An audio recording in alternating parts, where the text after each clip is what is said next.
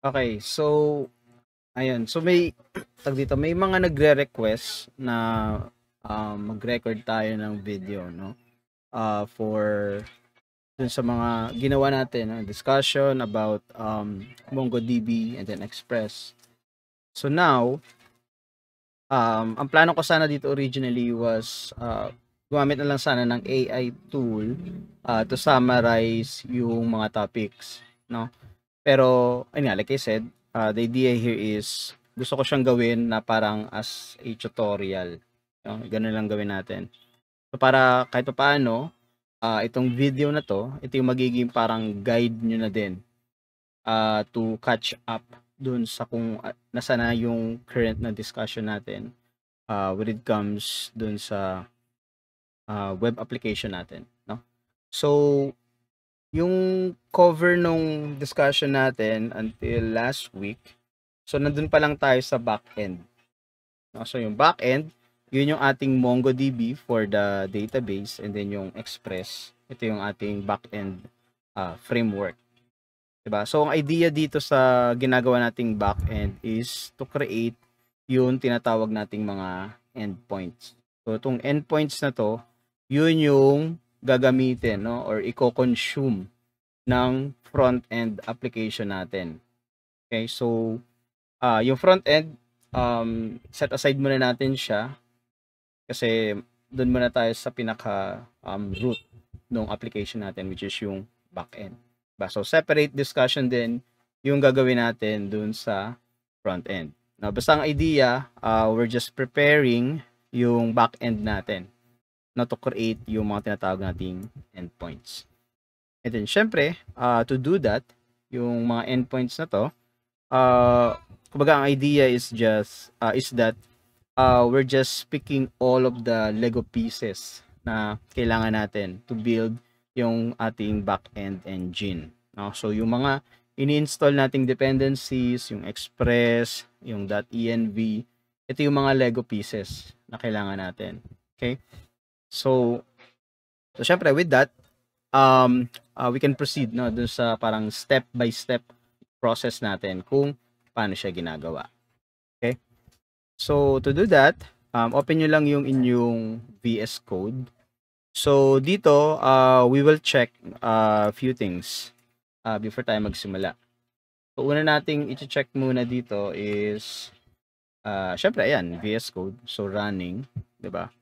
And then open nyo yung terminal ng VS Code nyo. So press nyo lang yung control, or kung naka-Mac, command, control, and then yung backtick. Yung character sa left side ng 1, no? Yun yung backtick. Tsaka yung tilde. Okay? So, dito, so lalabas dyan yung current directory. Okay? So, ang goal natin dito is to create first yung working directory, no? Pero before that, no, before tayo magpunta doon sa creation, so like I said, let's check muna yung mga few things.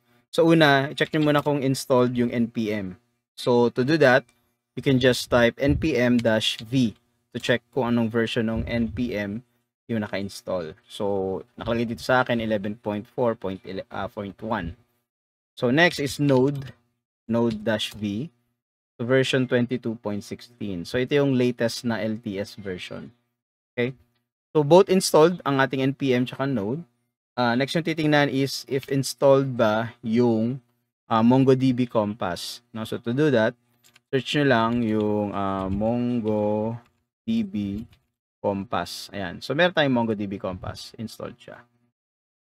And then next is to check kung installed naman yung Postman. So type nyo lang Postman and install naman sa akin. Ayan. And then yung last na titingnan nyo is if running ba yung MongoDB server. So itong MongoDB Compass, ito lang yung viewer natin para sa database. So hindi ito yung actual na database mismo itself, no? Hindi ito yung running service. So to check on that, ang gawin nyo lang is open nyo lang yung open nyo lang yan, yung menu, and then type nyo lang services. No? So ito sa Windows to siya, guys. So sa Windows, type nyo lang services, open nyo yan, and then look for MongoDB. May kita nyo yan dyan. MongoDB, ito. Ayan. MongoDB server, MongoDB. Tapos, syempre, dapat running. So, kung hindi pa siya running, click nyo lang yan, or right-click, tapos start. Okay? So, once na start na yan, kapag Mac naman pala, I think you can use yung terminal. Ito sa Mac to use yung terminal nyo, open nyo siya. And then, meron tayong command for that. So, check lang ulit yung command. Nandun sa document natin kung paano siya. Check nyo lang din doon sa document na yon. So, let me see. Ito ba yun? Hindi yan. Ano yung mga documents natin? So, anyway. Ayun. So, ito sa Mac. Ayan. Setting up the environment. Then sa Mac, you can check kung running siya by running this command. Ito. Hindi yan. Ito. No, so, ito. I-run nyo lang to. So, ano yun? Brew. Ayan. So, brew services start MongoDB-community. Yan. So, i-run nyo lang yan. So, syempre, assuming na yung homebrew is installed sa Mac machine nyo. Kung hindi pa, meron din tayong command for that. So, nandito lang siya guys, no, sa ating document. So, nasa canvas naman to. So, kindly check lang, no, kung installed yung mga sinasabi kong application. So, ito naman yung command for installing yung homebrew kung hindi pa siya naka-install. Okay? So, anyway, going back. So, close lang natin to. So, dito, sa MongoDB Compass, so, i-ano nyo lang, restore nyo lang, connect nyo lang ulit to. Kung meron na kayong existing connection, so just click yung connect. And then, ayan, lalabas dyan connected. And then, ito yung mga database natin. Or else, you can just start or create a new connection. And then, bigyan nyo lang siya ng pangalan. And then, save and connect. So, yun lang yun. Diba? So, yan. So, yun lang yung mga ano natin, mga health checks muna natin before we start coding. Okay? So, next is, ayun na, doon na tayo dadako sa pag-create ng working directory natin. No? So, how to do that? So, dito, so ito yung current directory ko. So, syempre, depende sa inyo kung saan. Ang gawin nyo lang, no, mag-create tayo ng working directory via command. So, to do that, sabihin nyo lang mkdri and then yung name ng folder natin. No? Let's say, sabihin natin wwd2 activities or activities. Yan. Tapos, we can chain yung command. So, after ma-create yung directory o yung folder, we can change directory doon or kumbaga parang pwede nating i-open yung directory. No, so, to do that, sabihin nyo lang cd and then yung name ng directory. No? Ayan. So, dalawang command yung in-execute natin dito. Yung una, create yung folder and then yung pangalawa, change dun sa kasi dito tayo naka-target as of now. So, mag-change to directory ka doon. No? So, enter. And then, ayun. No? So, makikita nyo dito sa baba, nandun na tayo sa directory na yan. Okay? So, dito, makikita nyo sa gilid natin. So, ito yung mga ibang folder within dun sa CIIT folder ko. And then, pag chinek nyo tong WDD2 activities, wala pa tayong laman. No? Kasi, folder pa lang yan. So, ano yung step na gagawin natin next? So, next is to type npm init. So, ibig sabihin niya, mag-i-initialize tayo ng new project. So, enter nyo lang yan. And then, may mga question siya dyan na itatanong. So, wait lang So, let's make it large yung terminal natin. Para nakikita nyo kung ano yung nangyari. Ayan. So, I hope okay na to. Ayan. So, dito, tatanong niya kung ano yung package name. So, yung makikita nyo dito guys sa gilid, yung nasa loob ng parenthesis, ayan yung default na ilalagay niya. So, most of the time, i-enter lang natin siya. No? Kumbaga, i-accept lang natin yung default na pinoprovide niya. No? So, sa package name, enter nyo lang. Sa version, ganun din. Dito sa description, it's up to you, no? Kasi walang default. So pwede siyang empty, pwede rin siyang lagyan niyo ng laman, 'di ba?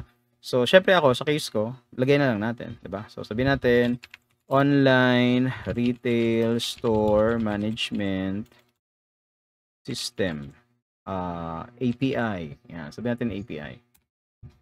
Tapos entry point niya default index.js. So yung test command empty lang natin siya, enter niyo lang. Yung git repo ganun din, keywords, no? Sa author, o yan, lagay niyo pangalan niyo kung gusto niyo. And then yung license ISC, so default niyo lang siya. And then sa type, ito kapag usually hindi tinatanong dito sa pag-create, no? Pero pag hindi siya tinanong, mamaya tuturo ko saan. Pero dito, pwede niyo sabihin na yung type na gagamitin natin is module. No? So default kasi naka-common JS siya. So default natin siya ng module or palitan natin ng module.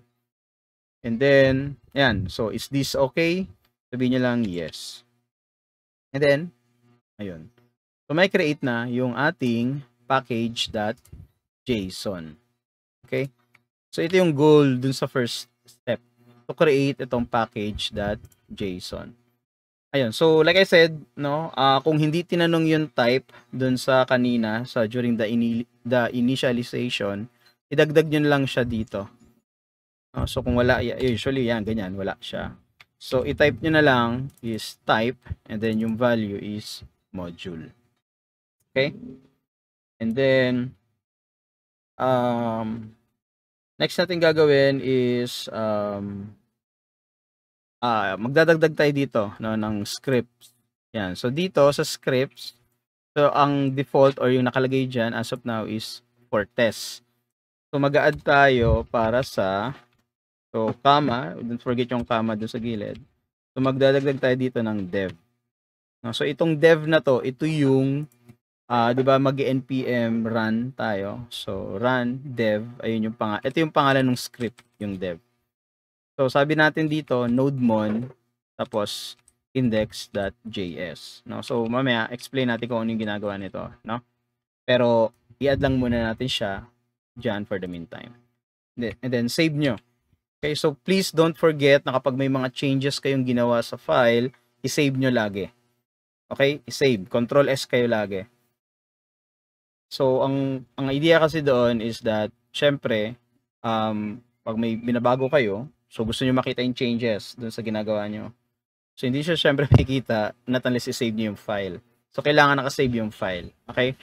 So kapag ganyan, kahit simple lang, kahit nagdagdag lang kayo ng semicolon or what, always don't forget to hit yung Control S or save natin. Okay?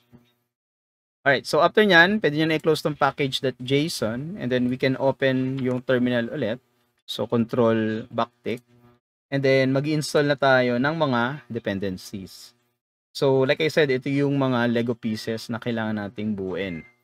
So to do that, sabihin natin npm I for install and then express space .env space mongodb. So yung tatlo muna kasi ito yung ating mga standard dependencies. So itong mga standard dependencies, pag tiningnan nyo to, ayan, so successful siya. So tingnan natin dito sa ating, ayan, so may kita nyo, once na nag-install tayo ng dependencies, may dalawang file na nakreate, which is yung package lock.json natin. Ito, wag yung papakilaman to. So very critical yan guys, no? Wag yung papakilaman. Kung may changes man kayong babaguhin, dito lang siya sa package.json. Pero yung lock, wag yung papakilaman yan. And then yung next na nangyari or na-create is yung tinatawag nating node modules.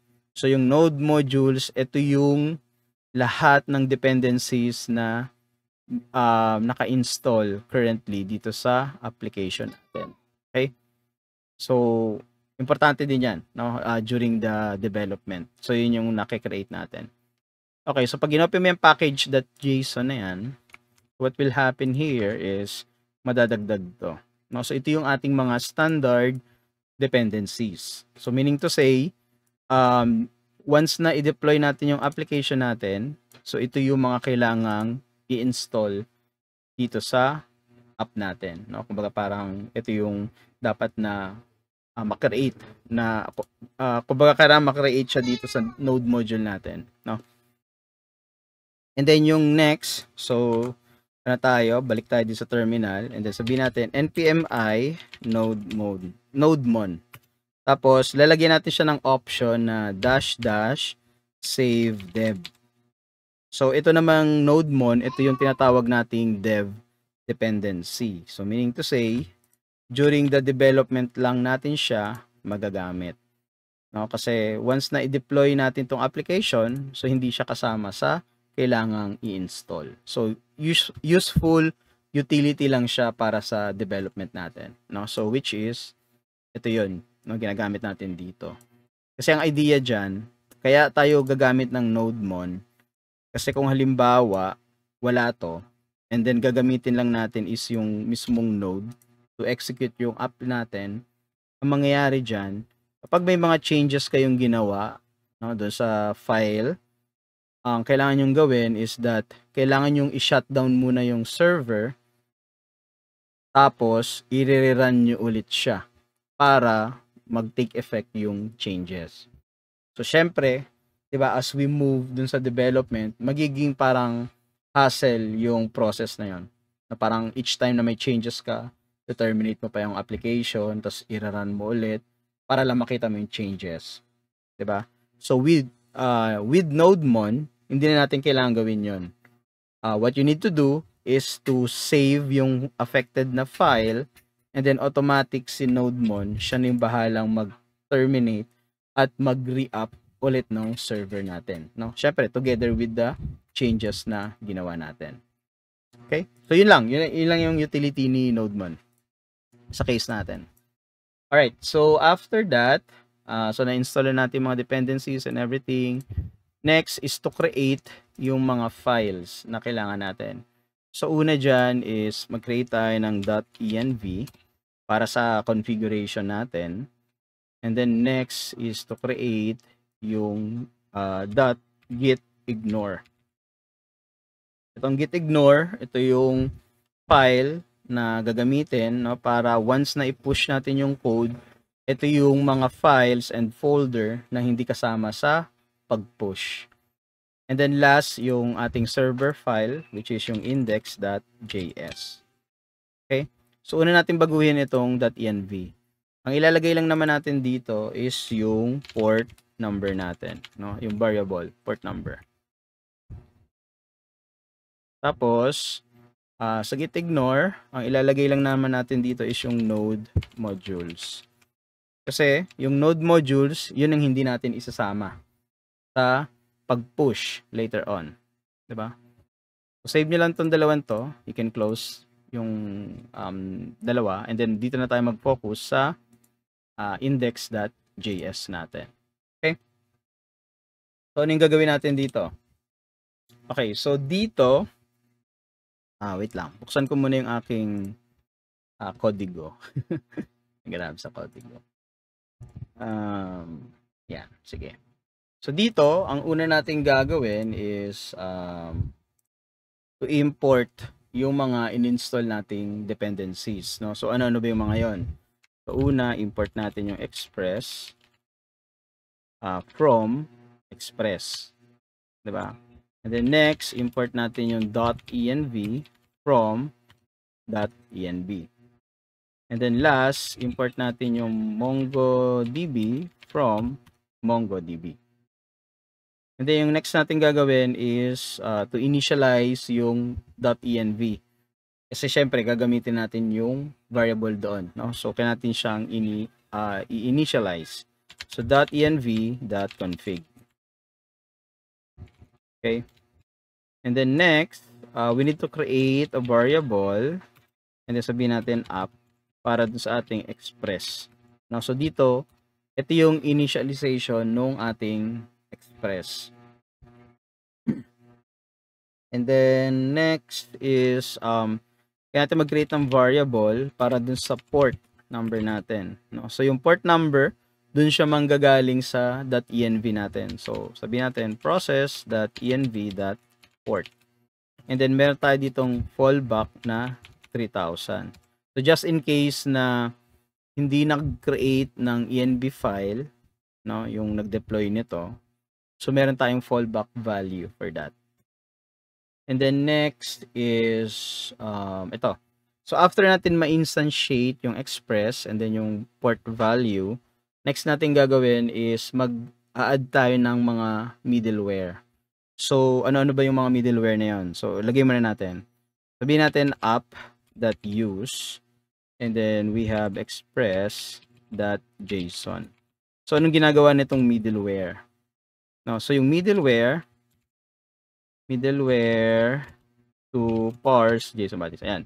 So anong ginagawa nitong middleware? Ang middleware guys, ang idea dyan is that ito muna yung parang mangyayari before ma-execute yung gusto mo. No, so parang ang idea dyan is ito yung nag-i-intervene. No, kailangan ma-satisfy mo na yung middleware bago i-execute yung gusto mo. No? So ginagawa natin to make sure, no, especially for security purposes. Diba? Yung middleware is one of ways natin to secure yung application natin. Okay? So dito, kaya natin kailangang ilagay ito, yung express.json is that during the post, patch, put, tsaka delete, diba? Hindi. Yeah. Basta yung mga HTTP method na yun, na kung saan kailangan natin magpasa ng data doon sa backend natin. So, ang idea kasi doon is that hindi kasi alam by default ng HTTP or ng backend na yung object na dapat niyang ma-receive is JSON object. No? So, yung JSON object, ito yung mga notation. No? Like ito, yung package.json. Yan, JSON object yan. No? So, ngayon, itong JSON object na to, ito yung pinapasa natin dito sa backend. So by default kasi hindi niya alam na JSON yon. Kasi ang expected niya na value na marireceive from your end is yung string na tinatawag natin, no? Kumbaga parang kapag nagpasa ka kasi ng data, no, over the net, ang nangyayari dyan is yung mga object na pinapasa natin, no, especially yung JSON, pinaparse yan into string.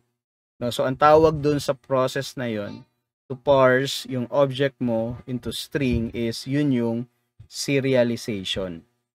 No, so siniserialize natin. So lagay lang natin dito, no, para may note kayo. HTTP to serialize data into string. Okay? So siniserialize niya, 'di ba? Kasi yun yung kumbaga parang over the net, yun yung data mo. Ngayon, ang nangyayari, ang in-expect ni backend is that string siya. No? String siyang marireceive mo. Pero syempre, hindi string yung binabato natin, JSON object. So, kailangan mong i-express, no? Or kailangan mong i-explicitly configure na, dapat JSON object yung anticipation mo. So, ito yun. Ito yung ginagawa natin dito sa middleware na yan. No? Sinasabi natin na use express.json. No? So, ngayon, okay, balik tayo doon. So, yung process of converting yung data mo, yung object, into string, yun yung serialization.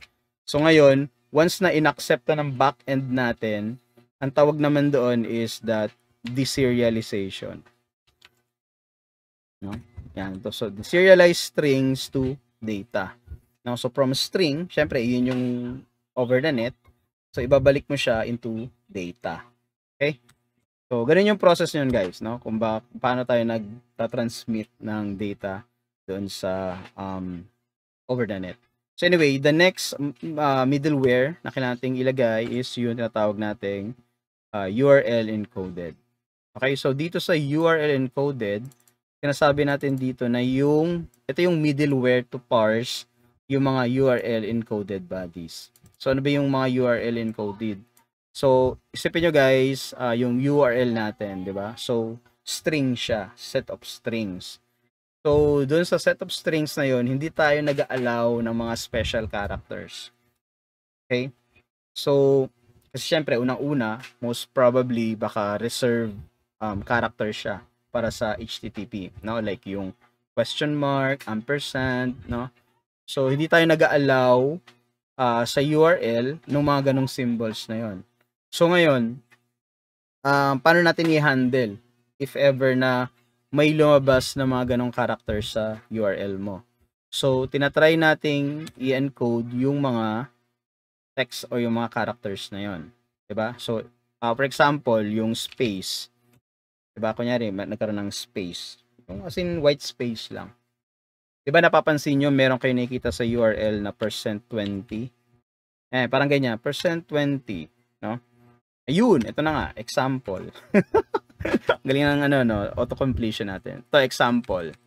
So, dito, ito, encoded URL body yan, no? So, merong %20, tsaka %21. So, yung %20, ito yung white space. Okay? And then, yung %21, ito yung exclamation point. Okay? So, kino-convert niya into this, yung URL. Diba? So, kailangan nating expression dito sa encoded URL, no? Which is, by the way, extended siya, no? Kumbaga parang sinet lang natin na extended yung set of special character na isupport natin. Okay? So, yun yung ginagawa lang natin dito sa part na to. And then, next na gagawin natin is tag dito, wait lang. Mali yung kodigo ko. Let's check yung last week. Ayan, dito. So, next natin gagawin, no, after ng mga configuration na yan, we can create or we can write yung code natin, no, sa tag dito. We can write yung setup natin for MongoDB. Ayan. So, paano to? Mag-create lang tayo ng variable dito and then, let's say, sabihin natin client and then, mag-instantiate tayo dito ng MongoDB.mongo client. Okay? So, sa Mongo client, kailangan natin magpasa dito ng connection string, no? Or yung URL. Ayan, no? So, nanghihingi siya ng URL. So, saan natin kukunin yung URL? So, syempre, dun sa ating .env. So, sabihin natin process.env .mongodb URI. Okay? So, itong MongoDB URI, so, hindi pa siya nag-e-exist. Copy nyo lang yan. And then, save nyo muna. And then, buksan nyo yung inyong .env.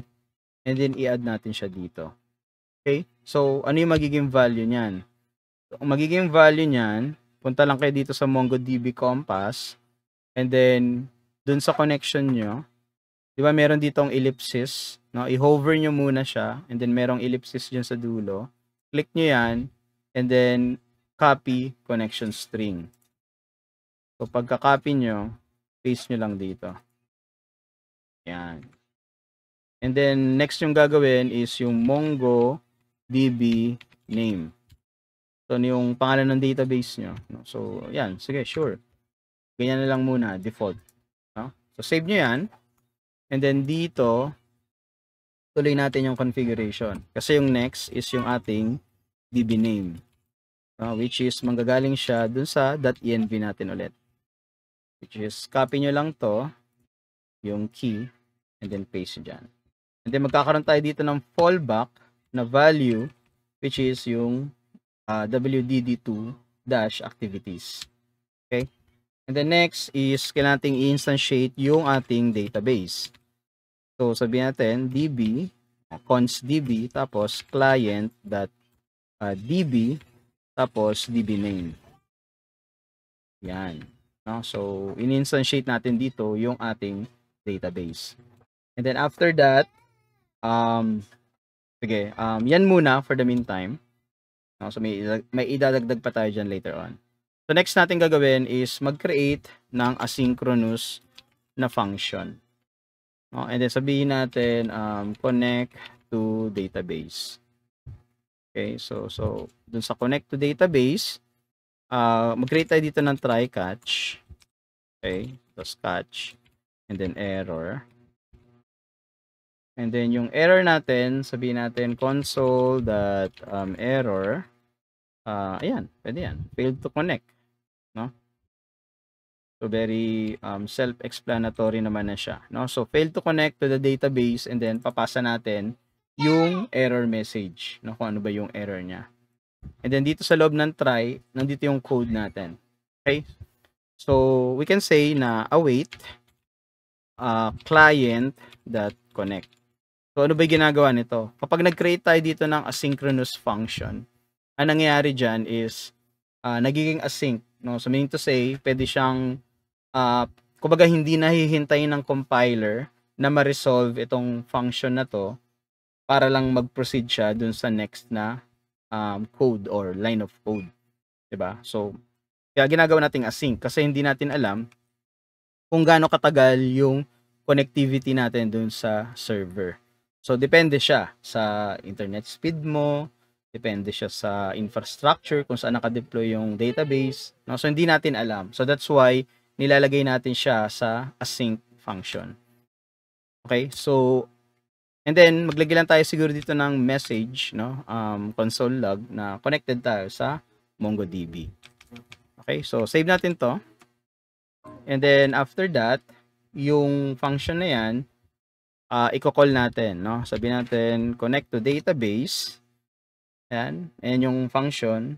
And then dito, what we need to do is kailangan nating mag.then. So ano yung ginagawa natin dito? So kinol natin tong function na to. And then sabihin natin then. Itong then, ibig sabihin niyan, this connect to database is a promise, no? Promise yung kanyang nire-return. So any async function, no, na merong await din sa loob, lagi yung promise, no? Promise 'yan. So ibig sabihin, kailangang ma-resolve itong promise na to para ma-execute yung next na line of code. So para ma-resolve siya, ina-access natin yung then na tag dito, yung then na function. Okay? And then sa loob ng then natin na function, so sabihin natin app.listen, and then ipasa natin yung port, which is yung port number na ginawa natin. And then meron ulit ditong callback function. Ang sabihin naman natin dito is ayun, console, wait lang ayan, console log, tapos server is running on, ayan, sa localhost, and then kung ano yung port number natin. Okay, so save nyo lang yan. Dito, ang ginawa natin dito guys, no, is nag-interpolate tayo dito. So to do yung string interpolation sa JavaScript, we need to use na instead yung quotation yung gagamitin natin, backtick yung kailangan natin, no? So backtick, and then ganito yung pag-access sa variable para ma-interpolate siya. So meaning to say, yung value ng port yung lalabas dito. Okay? So save natin to. Ayan, and then we can run, no, itong application to check kung gumagana siya. So to do that, open nyo lang ulit yung terminal, and then from here, type nyo lang npm run dev. No? So yung dev na yan guys, ito yung nandito sa package.json natin, and then itong under ng scripts, ito yun. So nodemon yung gagamitin natin. Okay, so enter nyo lang. Ayun. So first time. So sa mga first time na magra-run, i-allow nyo lang siya. And ayun, makikita nyo dito, no, sa log natin. So connected to MongoDB, and then server is running on http://:3000. Okay? Ayun, so running siya, running yung backend natin. So ready na tayo to create yung mga endpoints. No? So lagyan natin yung code sa routes dito sa pagitan, no, ng connect to database natin tsaka dito sa yung pag-call sa connect to database. Okay, so paano natin siya gagawin? So isa-isahin natin guys, no, yung mga routes natin ang gagamitin nating entity, no, yung entity natin would be for the customers. Kasi ito yung tag doon. Ito yung parang pinaka-central tag dito, entity or table ng gagawin nating application, no, which is yung online retail store. So, entity ng customer muna yung gagawin natin. No? And then, syempre, dun sa routes, so yung kailangan natin gawin is kailangan natin mag-create ng mga HTTP method, no? Like yung get, tapos kailangan natin yung post para sa pag-create, and then, ayun, ito na. No? Ginawa na niya kung ano yung mga kailangan natin. Alam na ng AI, no? So, anyway, ito yung mga endpoints, no? Itong ilan to? 5, no? 5 endpoints yung kailangan natin. Okay? Actually, itong isa, yung retrieve a specific customer, pwedeng optional to in a way, no? Optional, pero sige, gawin din natin siya, no? Pero mag-focus tayo dito sa apat, no, yung get customer, tas yung post customer, yung put customers, and then delete, no? So doon tayo mag-focus. Itong get na tong isa, yung may ID, optional siya kasi parang pwede rin natin kasi siyang ma-achieve by using this, no? Pero syempre kung by ID talaga yung kailangan mong ipasa, so ganito yung gagamitin natin, no? So anyway, depende siya sa needs, no? Depende sa needs. So hindi naman siya parang sinasabi na kailangan lahat i-implement mo. No, depende siya sa needs. Okay? So ayan yung guide natin. So let's start working with dun sa unang get, no, yung get customers. So get, so sabi natin app.get, and then let's say customers, no? So yung get na function, nag-accept siya ng dalawang parameter. So yung una is yung URL ng route nyo, which is naka-relative path yan, and then let's say customers, no? And then syempre async function ito, and then yung async function, meron siyang dalawang parameter, which is yung ating request and then yung ating response. And then syempre function yan, so we need to yan, kailangan natin ilagay siya sa curly brackets, no? So sa loob niyan, kailangan natin mag-create ng try catch ulit. Okay? So try catch for here. So now, instead na, di ba dito sa ginawa natin, console.log, kasi para mangyari dyan, itong console.log, message siya dun sa server. Okay? Pero dito sa mga endpoint, sa routes natin, yung mga responses o yung return is hindi siya for consumption ng server, but rather consumption siya nung magko-call ng backend natin, no, which is yung front end. So paano natin gagawin siya? So i-access natin yung response, kasi response yung kailangan nating iba to, regardless, no, kung nag-succeed man yung pag-get nila ng details ng customer or merong error. So ngayon, so dito magre-response tayo dito with status code or status number na 500. So meaning to say, parang ano yan, internal server error, something like that, no?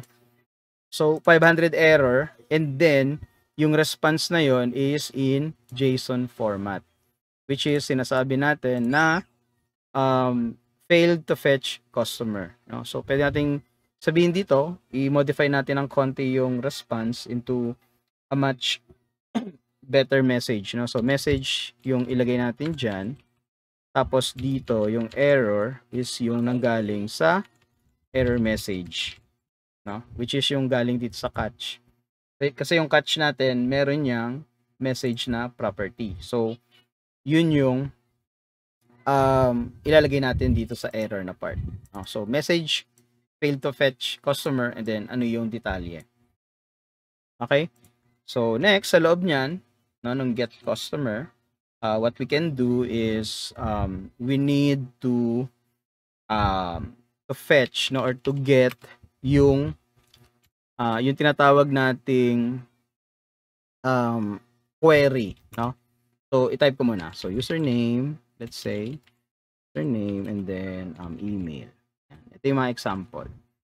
And then, sabihin natin from request, and then query. Alright. So, ano ba to? Ano ba tong request.query na yan? So, di ba mapapansin nyo sa URL? So, open lang natin itong Postman. And then, we can close muna tong mga to para hindi lang siya harang. Okay? So, we can add a new dito, yung tab. Click nyo lang yan. And then, copy natin to. Para meron tayong, yung parang URL. So, ito yung base URL natin, di ba? HTTP, localhost 3000, and then customers. So, ito yung endpoint na ginagawa natin. No? So, ngayon, sabi natin, kunin natin dun sa request query yung email, yung username tsaka yung email. So, ano ba tong query na to? Ang tawag natin dyan is yung query string. No? So, most probably napapansin nyo, may mga ganito kayo nakikita sa URL. Kunyari, ayan yung customers. Tapos merong question mark. And then we say username is equal to, let's say, Arobi. Yan. No? So, ito, yung details after ng question mark, ito yung tinatawag nating query string. Okay? So, yung query string, yun yung kinukuha natin dito sa rec or request.query. Okay? So, ngayon, so isa lang yan. Kumbaga parang key value pair. Ito yung key, yung username, and then yung nasa right side ng equal, ayun yung value. So, pwede tayong magdagdag, no, ng multiple key value pair dito. So, to do that, mag-type lang kayo ng ampersand. So, ampersand lang for each query string. Okay? So, ganyan siya. Yan. So, ngayon, dito, sinabi natin si customer, meron siyang query string na username and email. So, ito yung ampersand, ayan yung separator natin. No? Or yung, parang ganun.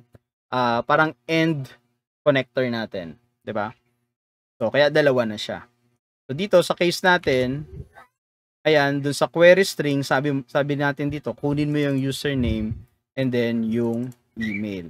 No? So, ang tawag natin dito sa line na yan is, ito yung object deconstruction. Ayan.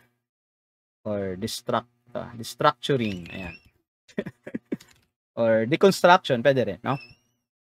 Or destructuring. Tama. Ito yung mas tamang term. Object destructuring. So, ang idea kasi, itong query string na yan, parang JSON object yan, yung lalabas.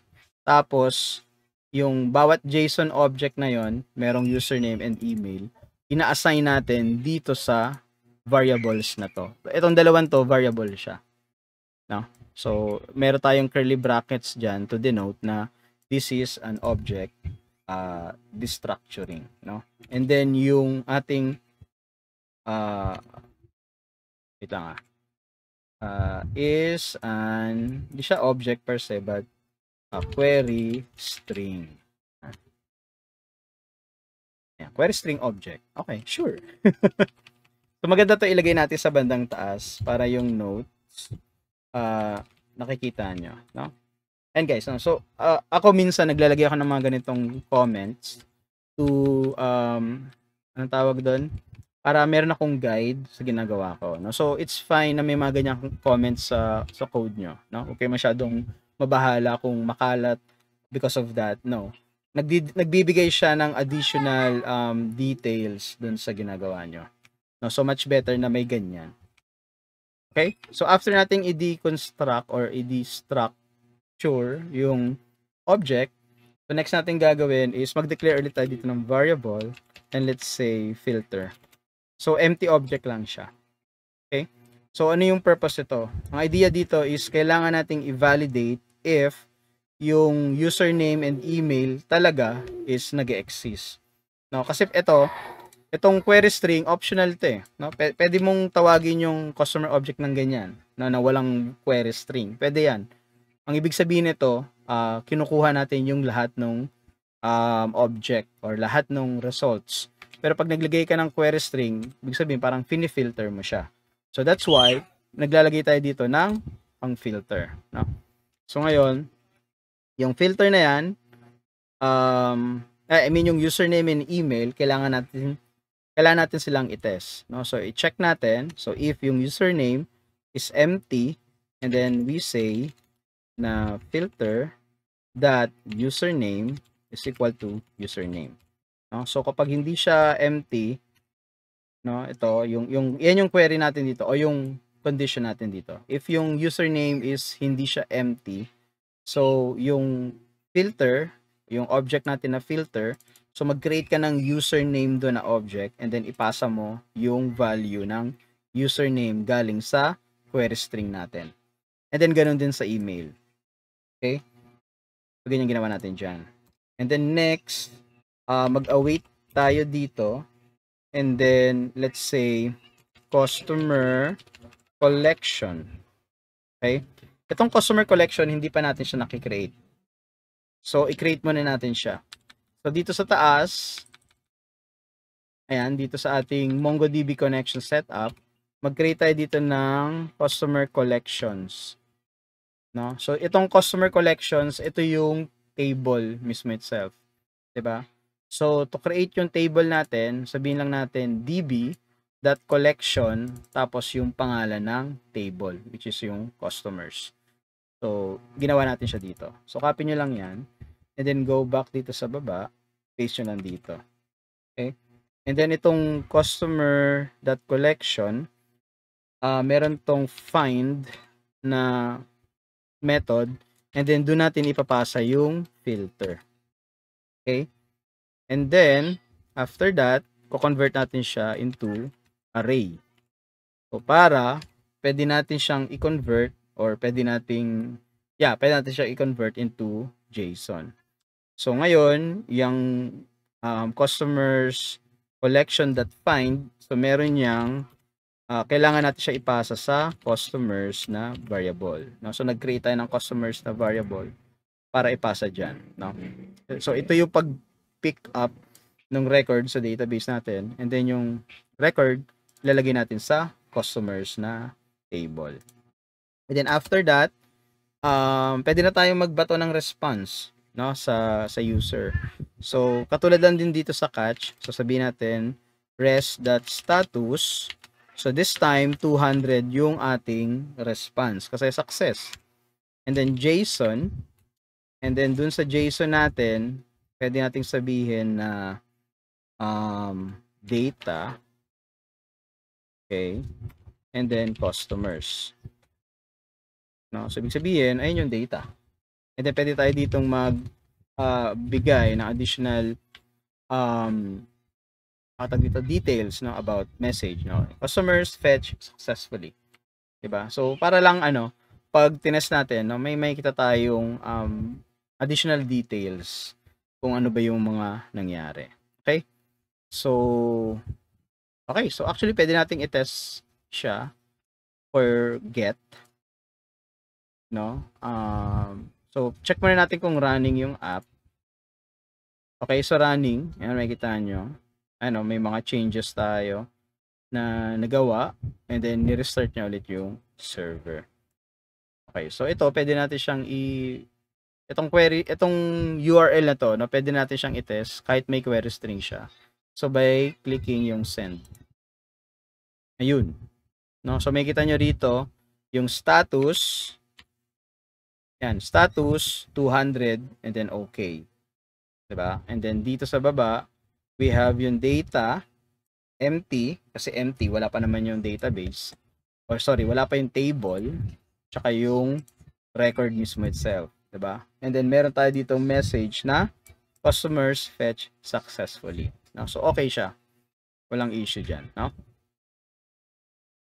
Next natin gagawin is ayun. So para magkaroon ng record, we need to create yung post customer. Okay? So, paano natin siya gagawin? Pwede nating i-collapse muna to para hindi masyadong, kumain ng space. And then, we need to app.post and then same lang din siya ng URL, no? Customers. Okay? And then async function ulit ito, and then request, and then response. So same lang din siya halos ng structure, no? Yung itsura. Ganyan. And then from here, try catch ulit, 'di ba? Catch error,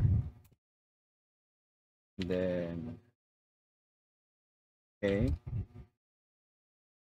res.status 500. Okay, then pwede sabihin na ayan, pwede ganyan. Now, customer or failed to create customer, tapos yung actual na error. So pwede ganyan. And then ano yung actual na gagawin natin? Okay? So yung process for this is yung structure niya, guys, no, parang the same lang din ito. So una, i-deconstruct natin yung object, no, galing sa response, sa query, and then i-validate natin yung data.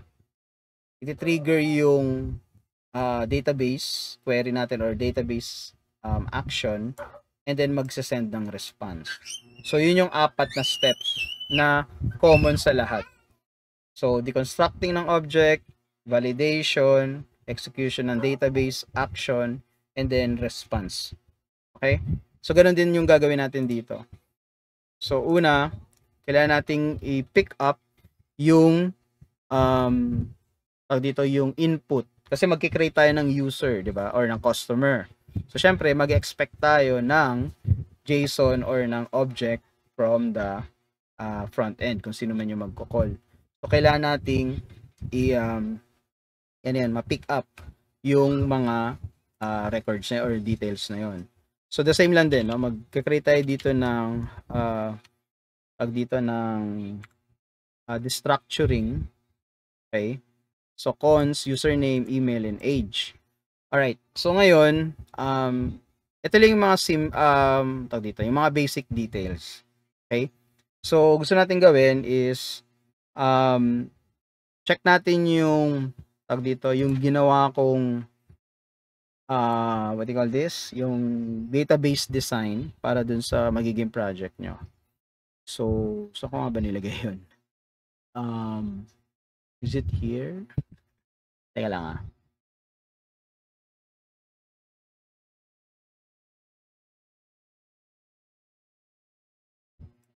Okay. So ito yung mga ito yung mga fields na kailangan natin. Okay? So username, email, password, or password. Wait. Password na lang muna, no? Later na natin gawing hash. Yan, gawing hash yung password. Kasi meron pa tayong additional step para ma-achieve siya. Pero ang goal dito sa pag-create ng customer, yung password muna natin is clear text, no? Which is syempre hindi natin gagawin ganun yung password moving forward. Pero as of now, let's make it clear muna siya, no? Well, actually, we can remove this, no? We can remove that. Since di naman natin siya gagamitin for login purposes, but the idea is to create muna yung user. Okay? So yung mga fields na kailangan natin, username, email, first name, last name, date of birth, phone number, and then address. Okay? So yun yung ilalagay natin dito sa destructuring array natin or object. So copy paste lang natin to hanggang dun sa address. Okay? So ngayon, kung makapansin nyo, diba dito sa get, query, rec.query siya. No? So query string yung ginagamit natin dito. Dito naman sa post, ang ginagamit natin dito is body. So ano tong body? Pag check na sa postman, create tayo nito, mag-new tab na lang tayo. And then change natin yung method into post. And then mapapansin nyo dito sa tab, meron tayong body. Okay? And then sa body, may option dyan. Click nyo yung raw. And then yung text, gawin nating JSON. So ngayon, open and close curly brackets lang kayo dyan. Dito natin ilalagay yung input natin. So, ito yung body. Ito yung dinedi structure natin dito. Okay? So, form body yung tawag natin dyan. So, anyway, later na natin i-fill out yan, but pinapayta ko lang kung saan tong rec.body. Ito yun. No? Dito yun sa Postman natin. No? Yung body, raw, and then JSON. Okay? So, after natin kunin yung data from that, next natin gagawin is to validate, no? To validate yung ating input. So ngayon, based dito sa mga fields na to, like yung username, email, first name hanggang address, no? Alin dito yung in-expect natin na dapat may laman, no? Na required dapat siya para ma-create yung ating customer. So dito, we can say na yung username, email, first name, and last name, ito yung ating mga required field. And then yung date of birth, phone number, addresses, so pwedeng kahit wala silang laman. No, parang pwedeng doon na lang sa update ng profile nila gawin yon. Pero yun during the creation ng account or ng customer, kailangan itong mga details na to existing siya. So paano natin siya gagawin? So we can say here, if yung username, no, or email, or first name or last name is not existing sila, no? So kailangan natin silang i-negate. So negation yung tawag natin dito, no? Kasi ang mangyari, yung true value, kailangan natin mag-return ng response. Ito sabihin natin status 400.json, tapos yung message natin is that missing required fields, no? So syempre, bigyan natin ng idea yung yung user, no? Ano ba yung mga kailangang fields na meron. So ayan. 'Di ba? Ayun. So yung message natin, missing required fields. So dito, state natin na yung username, email, first name, and last name are required. So kaya natin siya ni-negate kasi kapag walang laman itong mga fields na to, ito yung i-response back natin. Okay? Pero kung meron naman siyang laman, edi skip yan. 'Di ba? I-skip tong ano na to, test na to, or false siya dito. Kaya natin siya ni-negate, no? So negation yung idea dito. Okay? Next natin gagawin is after ng testing, no, ng validation, we can create a new customer object. Okay? So i-type ko muna kung ano yung gagawin ko bago natin explain. Okay, so that body and then created at new date. Okay. So ngayon, sorry. Ano yung ginawa natin dito? So, ang ginawa natin dito, nag-create tayo ng new customer object. So, saan natin kukunin yung, kumbaga, ano yung reference natin for new customer? So, doon siya sa request.body natin. Okay? Kasi JSON din yan eh. Ayan, sorry guys, no. Napansin ko kasi parang mayroong hangin sa boses ko. I'm not sure, no, kung clear siya sa inyo, pero minomonitor ko kasi dito sa side ko, no. So, anyway, moving forward, no. So, dito, ang ginawa natin is nag-create ako ng new customer object. Ngayon, ano yung reference natin for new customer? So, itong ating request body. Ngayon, ang ginawa ko dito sa request body is that ang tawag natin dyan, dun sa tatlong dot sa harapan is spreading. No, yung spread operator natin. Yung tatlong dot, spread operator yan. No? So, spread yung ginagawa natin. So, meaning to say, parang fina-flat out natin yung JSON object na request.body doon sa new customer. No? So, parang idea dyan, kunyari, ito yung forma ng JSON object mo. Example lang. No? Ganyan yung forma niya. So, ngayon, ito yung form ng request.body. So, yung ganyang structure, yan din yung ina-apply natin dun sa new customer. So, ang tawag natin dun is parang ini-spread. So, yung tatlong dot, spread operator yan. Okay? So, bakit natin siya ginagawa? Kasi, ang mangyayari, after nating spread yung laman nung body, is magdadagdag tayo ng new object sa loob nitong, or yan, ng new field, ng new field dun sa loob ng new customer natin, which is yung ating created at. Diba? So, mangyari dyan, kung ito yung value ng ng request.body, so meron tayong dinagdag dito na created at. Now, which is yung value ng date ngayon. Okay? So, yun yung reason kung ba't natin kailangan siyang i-spread dyan.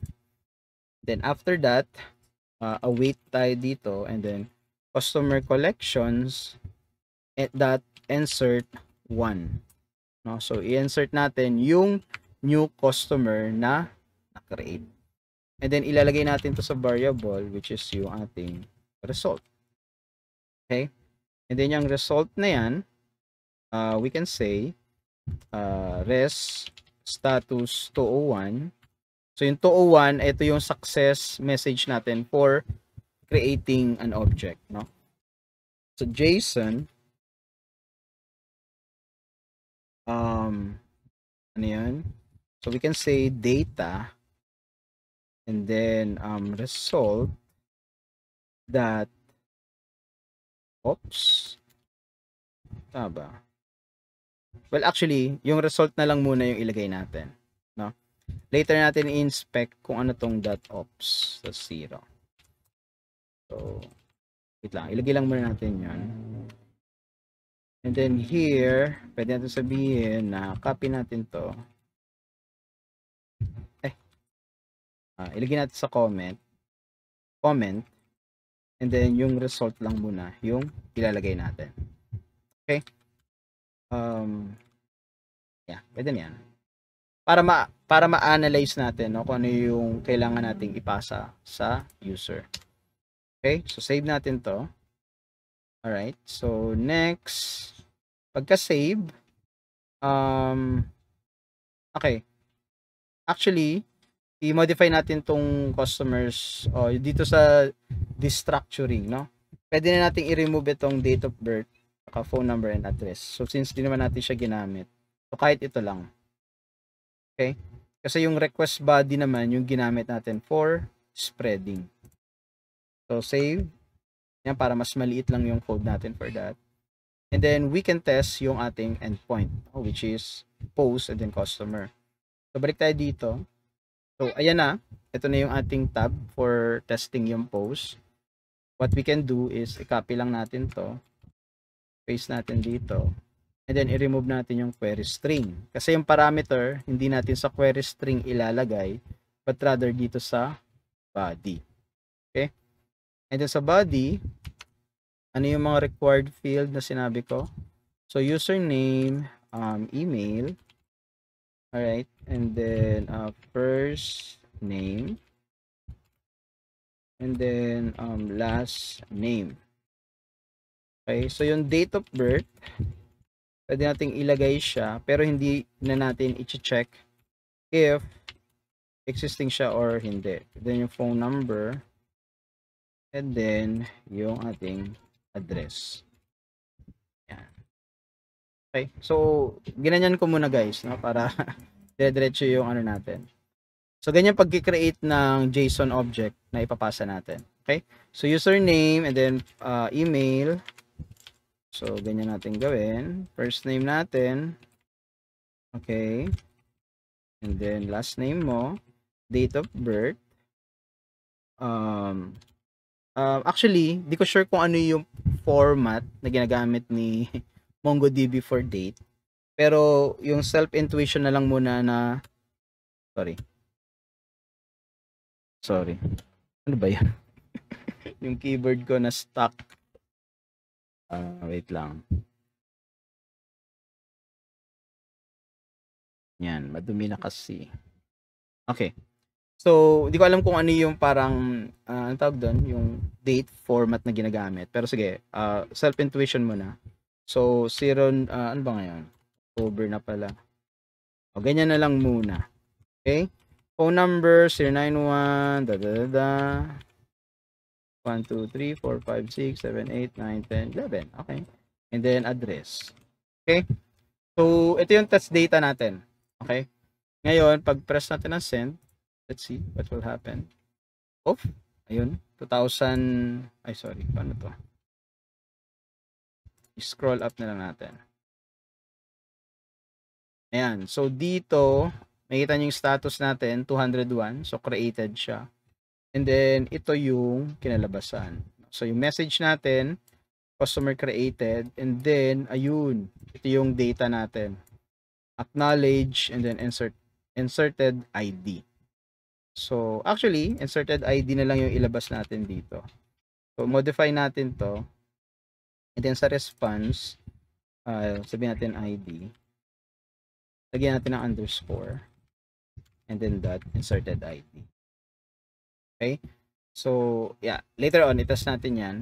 Pero, i-check natin yung ating database, no? Kasi created siya.